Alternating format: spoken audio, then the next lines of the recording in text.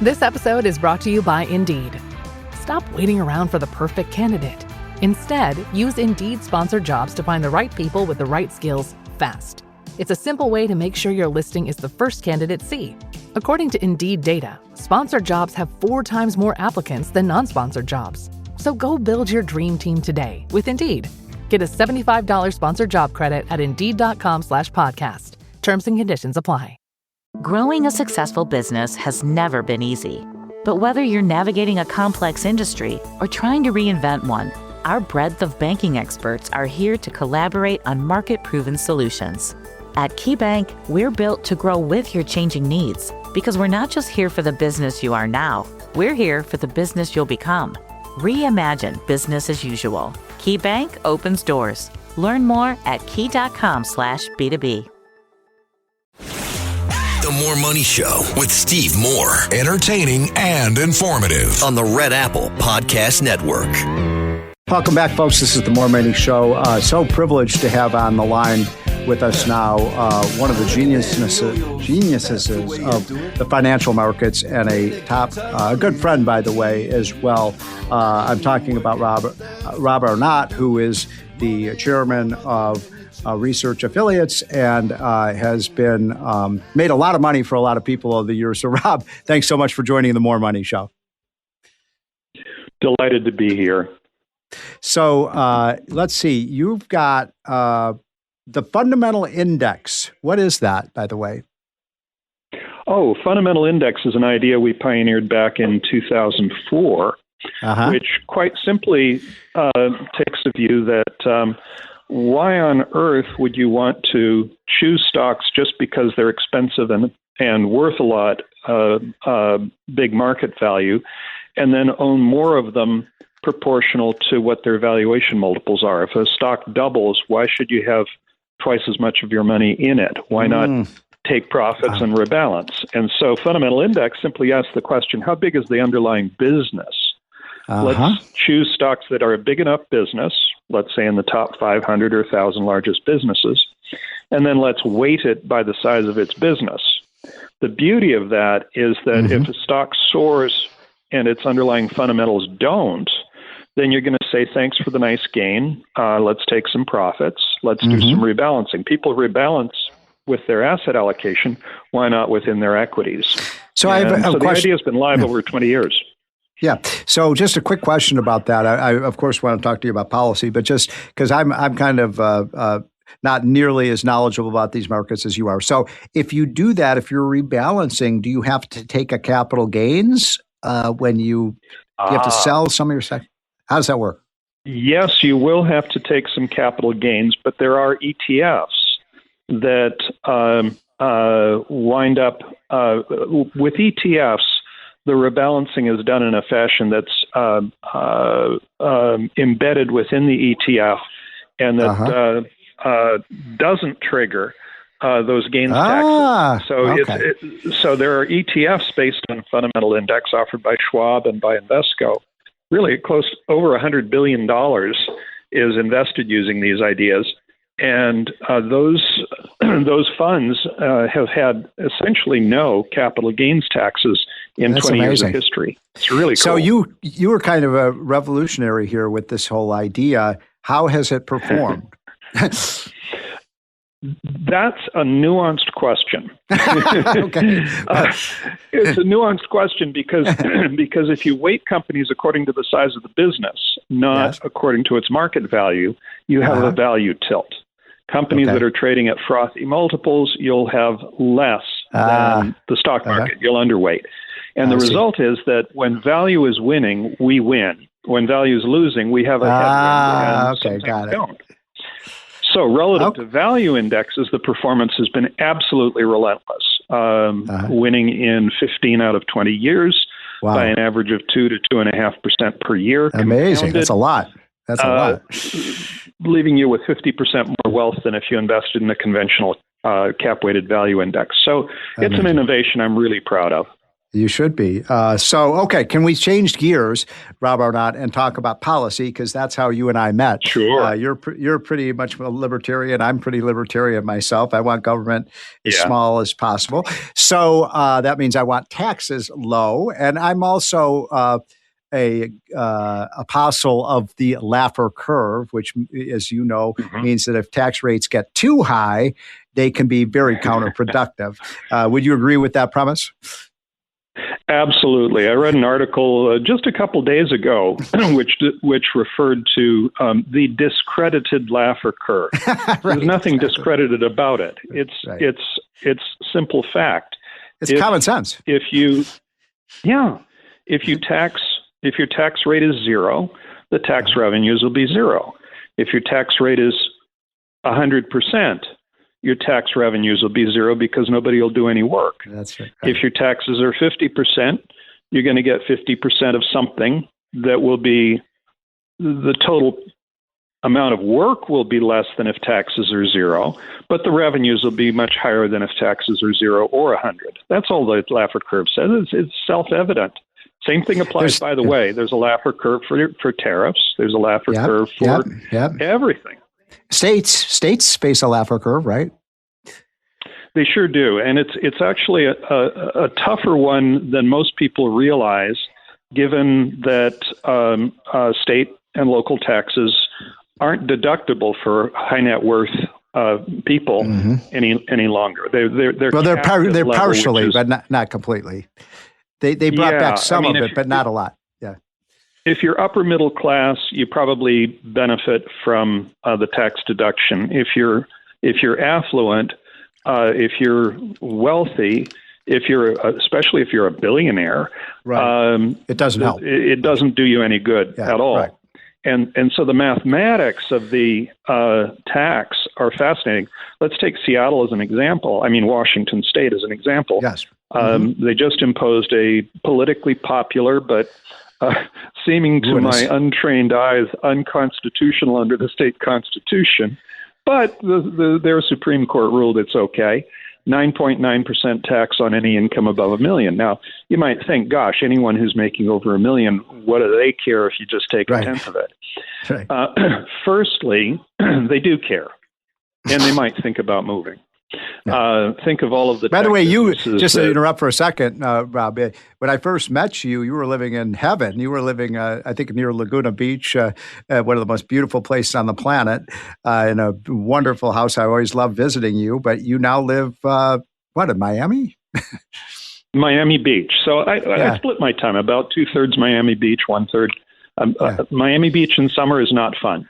So I go back. But you're not paying California taxes any longer, right? I mean, proportional to the time I spend there, yes. Oh, I see. Okay, got it. So I pay a little bit of California tax. But going back to the Seattle example, let's suppose you're in the top bracket. And you are paying 40 cents on the dollar to the federal government. People think it's 37, but there's hidden taxes that take it a little above 40. So you're paying 40%. Now, with the billionaire tax, you're now going to be paying 50%. 10 to the state, 9.9, and 40 to the feds. Okay, who's going to move over a 10% hike in taxes? Well, think of it a different way. Trading at Schwab is now powered by Ameritrade, unlocking the power of Thinkorswim, the award-winning trading platforms loaded with features that let you dive deeper into the market. Visualize your trades in a new light on Thinkorswim desktop with robust charting and analysis tools, all while you uncover new opportunities with up-to-the-minute market news and insights. Thinkorswim is available on desktop, web, and mobile to meet you where you are. It's built by the trading obsessed to help you trade brilliantly. Learn more at schwab.com/trading. Unlike other AI, Slackbot lives in Slack. It understands you, your team, and your work, so you can ask it for help with anything. Can I ask it to summarize client feedback? Yes. Can I ask it to find time for a meeting? Absolutely. Can I ask it to turn our meeting notes into a launch plan? Sure. Can I ask it to call me the boss? Actually, you can. The balls. See how Slackbot can turn you into the balls at slack.com/meet Slackbot. Refreshing wild cherry cola meets smooth cream. The treat you deserve. Pepsi Wild Cherry and Cream. Treat yourself. Could AI help you do more of what you love? Workday is the AI platform for HR and finance that actually knows your business. We help you handle the have-to-dos so you can focus on the can't-wait-to-dos. It's a new Workday. Yeah, because I would say 10% is not, a huge increase in the tax. It's not a get me out of here difference. Yeah, right. But in Seattle, right. You now would be able to keep 50 cents on the dollar instead of 60. You can move to Texas or Florida, or if you feel adventuresome, to Anchorage, and have your income tax go to zero. You can go from 50 cents keeping 50 cents on the dollar to keeping 60 cents on the dollar. That's not a 10% difference. That's a 20% difference. Ah, right. So your after-tax income has gone up by 20%. Right. And if Mamdani gets his way, the New York City top bracket will be a ballpark of 18%. So who's going to move from the business capital of the world to, let's say, Miami Beach over 18%? Well, it's not 18%. You take in New York City, if the higher taxes are embraced, your billionaire is going to keep 42 cents on the dollar, and they could keep 60 cents on the dollar. That's a raise of 40% in their tax. So, no, in their take-home pay. Oh, I'm sorry, in the amount of money that they receive, right? That's huge. Yeah. So is a billionaire going to leave New York over an 18% tax? Well, it'd be damn tempting because that's a lot. But will they move for a 42% raise? Quite possibly, yes. And this is why Kathy Hochul recently begged billionaires in Palm Beach to come back and do their patriotic duty of paying New York taxes for the wonderful programs they have. You can debate whether the programs are as good as she thinks they are, but you can't debate the simple math that you make 42% more if you leave. And so that's the math that the progressives really need to give some serious thought to, because unless you want to lose your tax base, rethink it. Yeah. Well, we want to do that analysis that you've done for all the high tax states because it's a fascinating way to look at it. And I think it maybe open up the eyes of people like Kathy Hochul. Yeah. We've got just. I know somebody who's putting together a calculator for exactly that. And I'll loop you in. I'll put you in touch with them if you're interested. So one last question. We just got a couple minutes left. I'm talking to Rob Arnott from Research Affiliates, one of the masters of financial markets, but a great economist as well. So, but this is more a philosophical question, if I may, Rob. I mean, what is going on in America, especially on the left, where it's just soak the rich, eat the rich, hate the rich. They have so much money, just take it from them. Since when do we vilify people who are successful and employ? I mean, you've gotten rich, but think of the people. Sad. I just think it's sad too. It's sad. What's going? Well, here's the way I think about it, I have a lot of personal progressive friends, and I have a lot of personal progressive instincts myself. I think helping the poor is a wonderful thing. Sure. I think vilifying the rich is stupid because unless you get rich because of corruption or crime, the only way to get rich is to give people what they want, to give people a product that they want at a price that they want.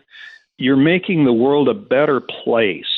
So instead of a politics of envy or a politics of anger and hatred, why not a politics of gratitude? I mean, I'm personally deeply grateful to Jeff Bezos and deeply grateful to Bill Gates and so forth for all of their contribution to make the world a better place.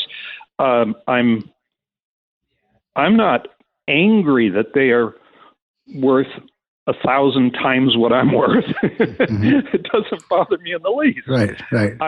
I applaud their success. I applaud their achievements. And I think it's a wonderful thing that we're in a country where if you produce something that people love and want and need, that you can be rich from that. I think we should be grateful, and I think they should happily pay their fair share of taxes, which they're already paying. They're already paying more than their fair share. Let me kind of amplify that message, because it's very important. We've been looking at the research on this. So you've got somebody like Elon Musk. The rumors are that he could be the world's first trillionaire. I don't know if he's ever going to get there, but he's high odds of that. I mean, he's already 2/3 of the way there. Yeah. Okay. So here's the point I'm making. The studies show that, millionaires and billionaires or inventors, people who start businesses as you have, as Elon Musk has done, as Bill Gates, that I don't know if you're familiar with this, Rob, but the estimates are that over 90% of the gain of that business or that invention go to other people, not Elon Musk or Bill Gates. That's exactly right. So if he's a billionaire, that means his benefit to mankind is $10 billion. To succeed, you have to, unless it's through crime or corruption, you have to deliver what customers want. You have to have happy customers. If you don't have happy customers, you don't have a business, and you'll never achieve the kind of success that these folks have achieved. I think what they've done to change the world, the Magnificent Seven are all U.S.-based companies. Amazing. And they've all done magnificent things. I applaud SpaceX. I applaud Tesla. I applaud Amazon and Google. And these are fantastic organizations that have done great things for the world. And to be angry that the people got very rich ignores the fact that they're producing a product that people think is worth the price. And by the way, the people who are angry about that tend to be people who have never produced anything in their life, like the politicians. So, Rob Arnott, thank you so much. I'd love to have you on in a few more weeks. I love our conversations. That's Rob Arnott from Research Affiliates. This is the More Money Show, and we'll be right back. Thanks for listening to More Money with Steve Moore. You can hear More Money with Steve Moore Saturday afternoons at 1. If you like the podcast, share it with your friends and listen anytime at WABCRadio.com and download the WABC Radio app. Hit that subscribe button on all major podcast platforms. Plus, follow WABC on social on Instagram, TikTok, Facebook, and X. See you next time for a new episode so you never have to wonder. What the heck is going on here?